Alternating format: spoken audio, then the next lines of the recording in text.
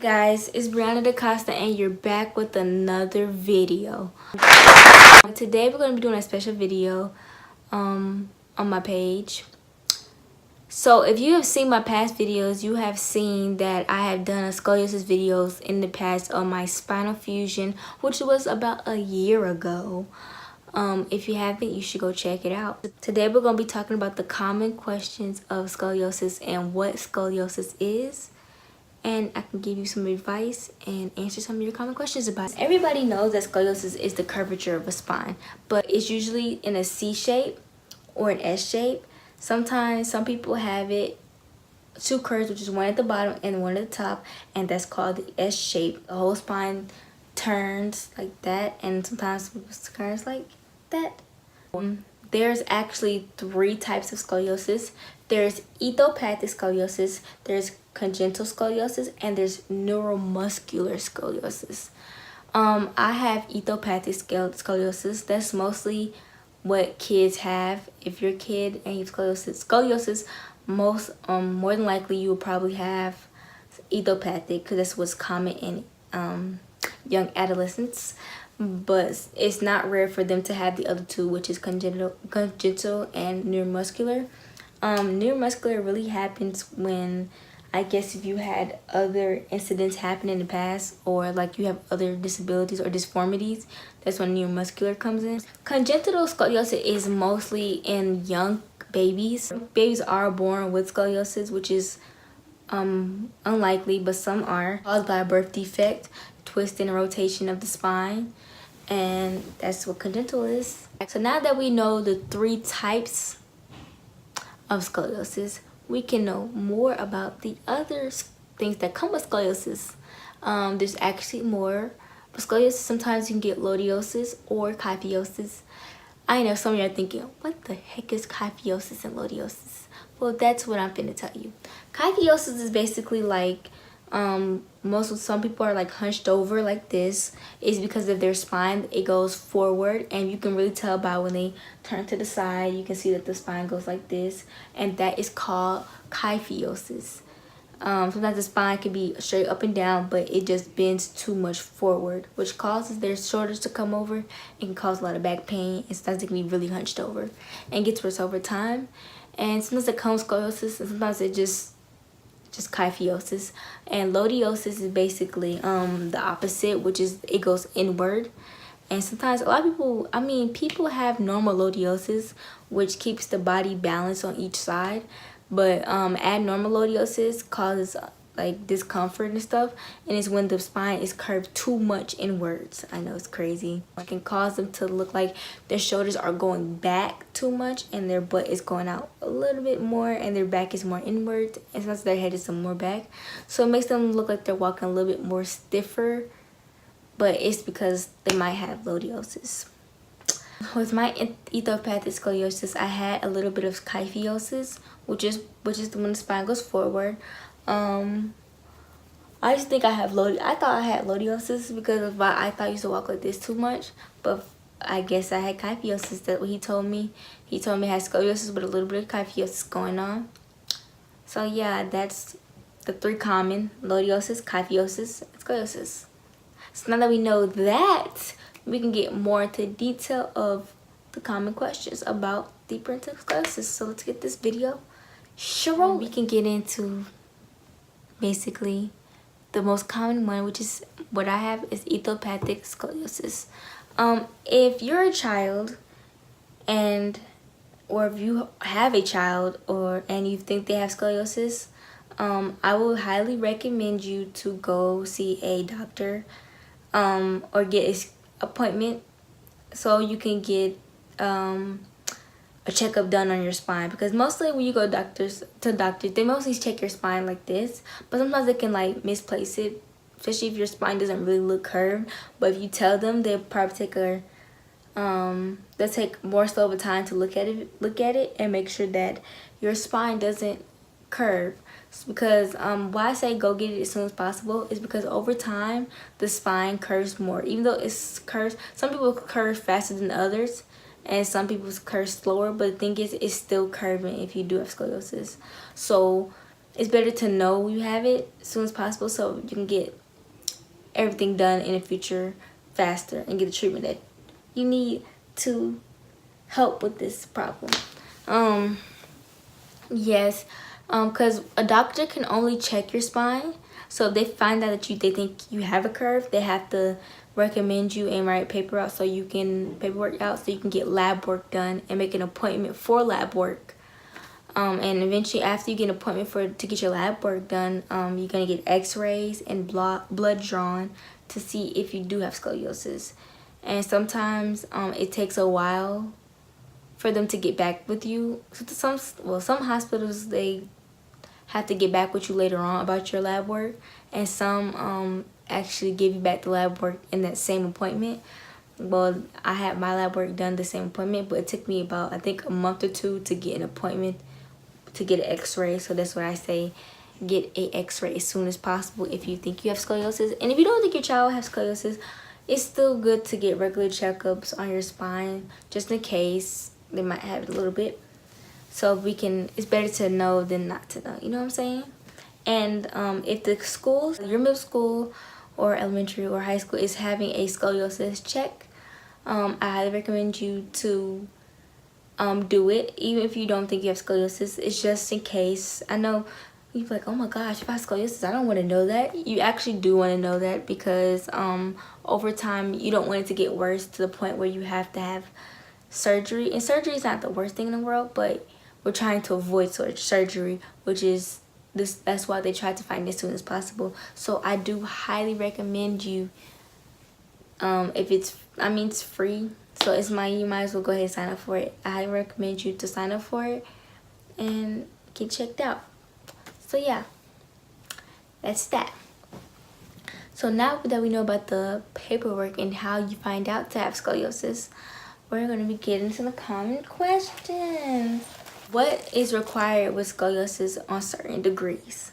So basically, let me inform you more about that. What I'm trying to say in this question. Basically, what degree of curve needs each. So basically, if you have a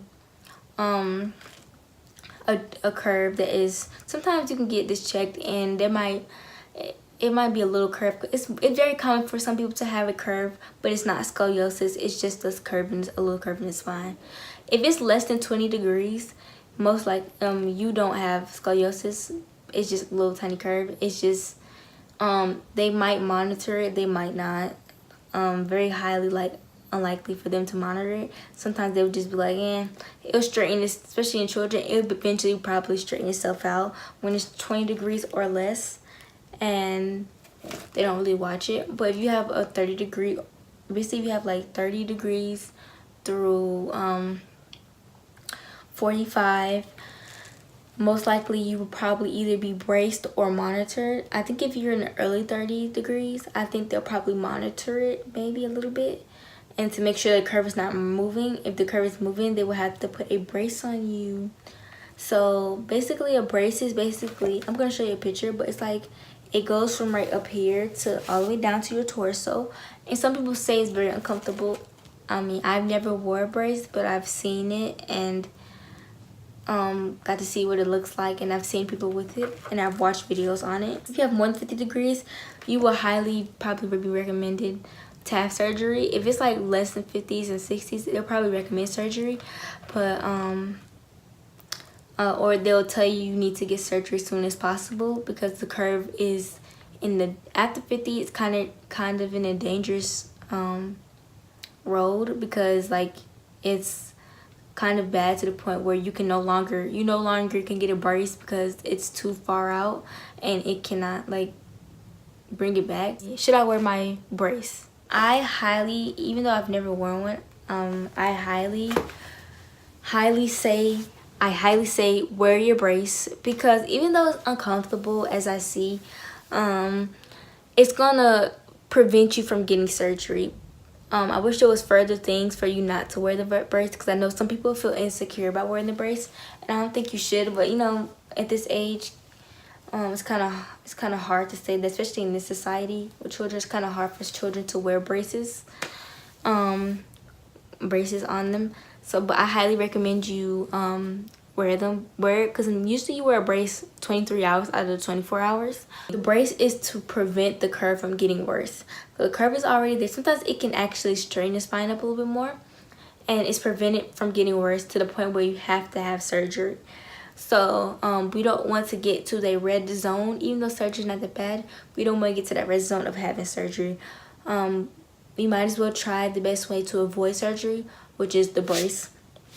I highly recommend you wear the brace as much as your doctor tells you to. And eventually, you only wear the brace not the rest of your life. You usually wear it for about 2 to 3 years during your growth spurt time, and eventually comes off. And you might have a little curve still there, but the thing is, you didn't have to have surgery, and your spine is not moving, you know? So that's the best part about it. You don't have to wear it for the rest of your life, but it's avoiding surgery, and that's the best thing to help avoid surgery. If you're trying to avoid surgery and they tell you wear your brace, because if you don't, you will probably have to undergo surgery. Sometimes the brace doesn't always work. It is not always effective. Sometimes people do wear their brace as the doctor tells them, and their spine still moves. So, and they have to get surgery, but I still highly recommend you wear your brace. What is scoliosis surgery? So scoliosis surgery is basically your line and fuse the spine, the curve in the spine, back to a straight part. Like basically like braces on your teeth, but basically like they're fusing it back into place. So they're using screws and rods to straighten your spine back up. But your spine can't be 100% straight, because your spine was never 100% straight. And to help not cause other problems in the spine, they try to leave a little curve, so we won't have like further problems in the future, because you never had like a straight spine. So we don't want to strain it too much to the point where you lose muscle ability and have problems with health. Should I get scoliosis surgery? If your doctor recommends you to get surgery, I highly recommend you to get it, because eventually, I didn't get my scoliosis surgery at first. I was recommended to get it. I found out that I had it badly in 8th grade. But after I find out, oh, see, this is why I say get it. Basically, in 6th grade, I thought I had scoliosis, because the way I walk and my spine I would have trouble sometimes breathing and like standing up for a long time. So I thought I had scoliosis after doing some research.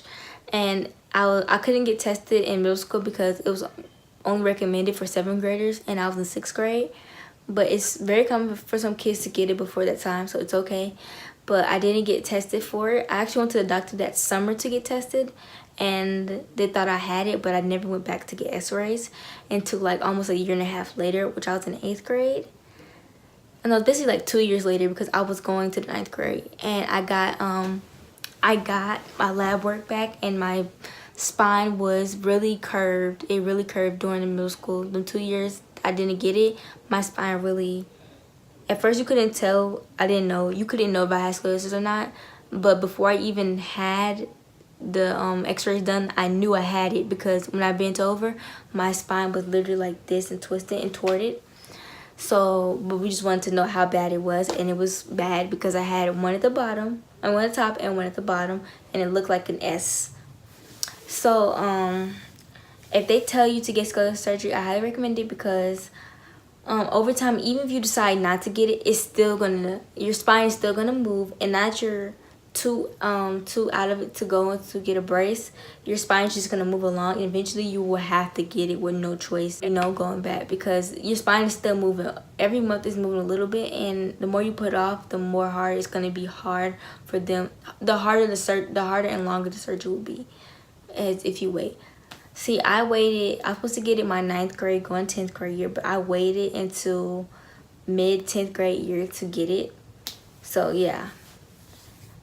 I got mine after I did it. I was supposed to get it that summer going 10th grade, but I decided to cheer, and I didn't get it to basically that spring of 10th grade year. So I highly recommend you get surgery if they tell you to, and trust me, I know that it's scary, but I promise you that you will be okay. And the universe doesn't give you something that you can't handle. You will be okay, and it's very highly unlikely for something to go wrong it's a 70% accuracy that it will go great. So that is really excellent, and 2 out of 3 too. That's always great. There is some downsides of cons of having surgery. The cons are basically having neuromuscular problems sometimes, which is like the stiffness of the joints in your back or around your back, or sometimes your spine can make it more torted, like because usually your scoliosis, like your spine, your hips and your shoulders are really torted, or your rib cage, and sometimes it can make it more torted on one side. It might take away from your shoulder, but it might put more tilt in your hips. That can be a downside of a scoliosis surgery. And the downside is which is another one, which is very unlikely, but it does happen sometimes, which is paralysis, where during the surgery, basically the neurons basically have paralysis from the neck down, or basically more likely is the hip down.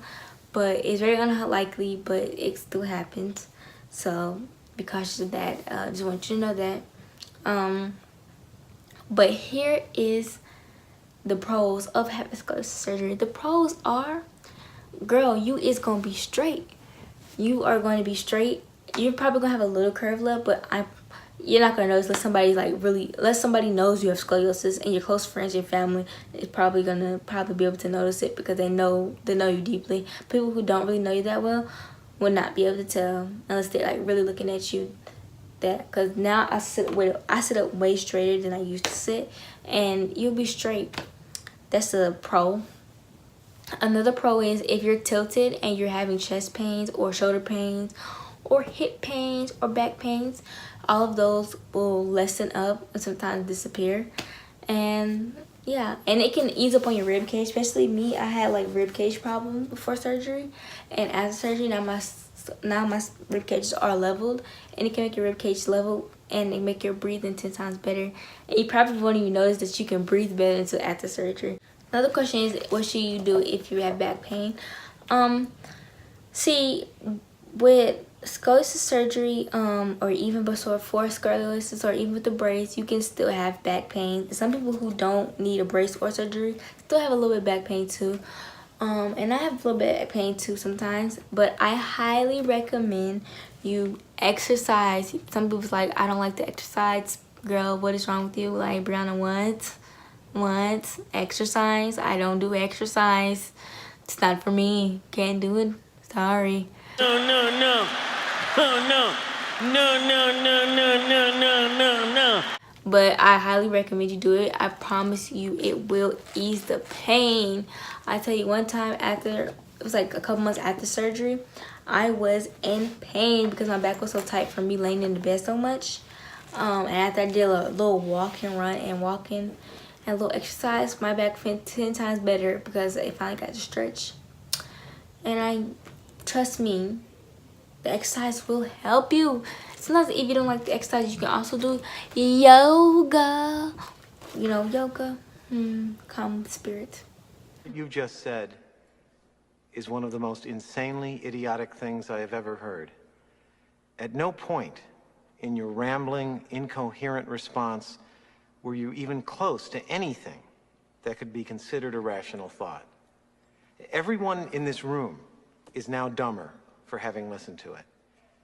I award you no points, and may God have mercy on your soul. Some people be like, if your back hurts, you should lay down, which is true. You should lay down if your back hurts sometimes, because sometimes you can be sitting up for too long and it can cause pain. So I highly recommend you lay down sometimes, but don't lay down too much, even if you have after surgery, because that can cause pain too, and that can also cause stiffness. If you're also having pain, try sometimes to sleep on your back. Sometimes you why sleep on your back?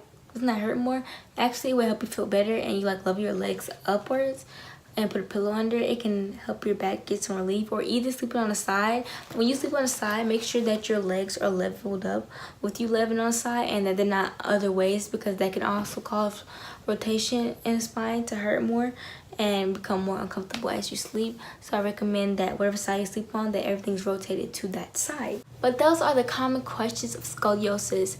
And if you have any more questions, please ask them down below. And if you haven't checked that video out, the two other scoliosis videos I have on my surgery, go check those out. And make sure you like, comment, and subscribe.